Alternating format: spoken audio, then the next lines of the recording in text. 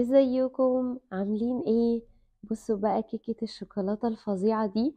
يا جماعة دي اول كيكة تقريبا انا عملتها في حياتي، وبجد بعتمدها من زمان قوي، يمكن من اكتر من 15 سنة.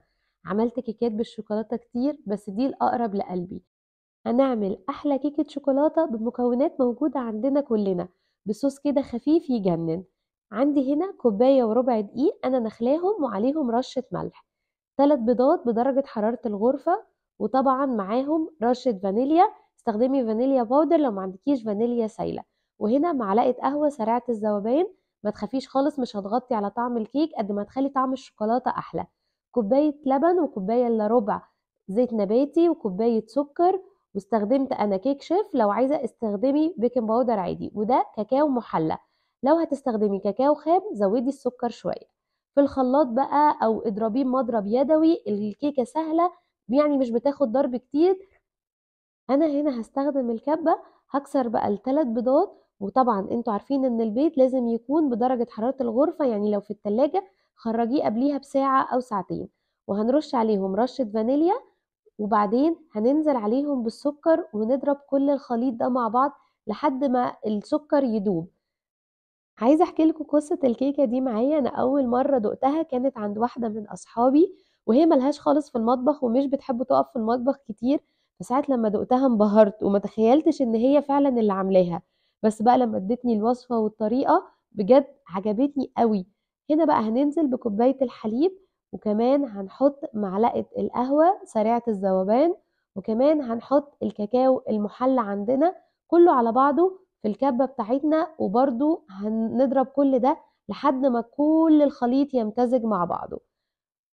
هنضرب كده حوالي دقيقة دقيقتين لحد ما اللون الأبيض يختفي ويبقى كلها لونها شوكولاتة. وبعدين بقى هننزل بكوباية الزيت واحدة واحدة كده على الخليط بتاعي كله مرة واحدة. وكده بقى عندي صوص الكيكة جاهز اللي هسقي بيه أحلى كيكة هتشوفوها معايا.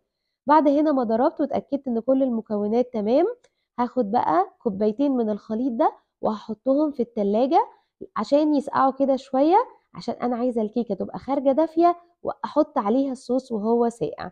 هنا بقى هنحط كيس كيك شيف ونقلبه مع الدقيق كويس جدا، وبعدين انزل ببقية الخليط عندي على الدقيق بتاعي. على فكرة قوام الكيكة بتاعتي تقيل، فما تقلقيش ان كمية السوائل قليلة، احنا عايزينها كده، بس هي هتطلع هشة جدا. هقلب بقى لحد ما الدقيق يختفي معايا تماما، بس بالراحة عشان ما نخرجش الهواء اللي في السوائل. انا هنا مسرعة الفيديو فباين انه بسرعة. هو ده بقى قوام الكيك اللي احنا عايزينه. بصوا قوام تقيل بس ناعم. انا هنا مولعه الفرن على درجه حراره 180. الكيكه بتاعتي بتتخبز حوالي من ربع لتلت ساعه على حسب الفرن بتاعك. في صينيه صغيره هنزل بالخليط بتاعي واوزعه في الصينيه، وبعدين اخبط الصينيه كده خبطتين تطلع فقاعات الهواء. اول بقى ما بخرج الصينيه بسيبها تهدى كده حوالي 5 دقايق، وباي عود خشبي او شوكه بخرم الكيكه عشان اسقيها. وكمان بقطعها من قبل ما اسقيها لان هي بتبقى طريه جدا، فبحاول احافظ على شكلها عشان التقديم. طبعا الكيكة دي فعلا حلوة فعلا جميلة، جربوها تعجبكم قوي، مخدتش وقت خالص. بصوا بقى هنا هقلب الصوص كده وابتدي اسقي كل الكيكة وهي كيكة دافية والصوص ساقع. بصوا بقى شكلها فعلا يجنن، بتبقى طرية كده وشاربة من الصوص. ولو كمان حبيتي تزيني، انا هنا كسرت اوريو وحطيته من فوق الوش، وكمان حطيت شوكليت شيبس. كمان اوقات في الصيف بتتقدم مع بولة ايس كريم فانيليا بتبقى حلوة قوي. لو انت كمان حبيتي تحطيها في التلاجة وتاكليها ساقعة بتبقى حلوة قوي. حاجة حلوة سهلة بسيطة بمكونات عندنا في كل بيت، مش مكلفة خالص، يكاد يكون اقتصادية. بجد جربيها وقوليلي ايه رأيك في الوصفة دي. بحبكم قوي.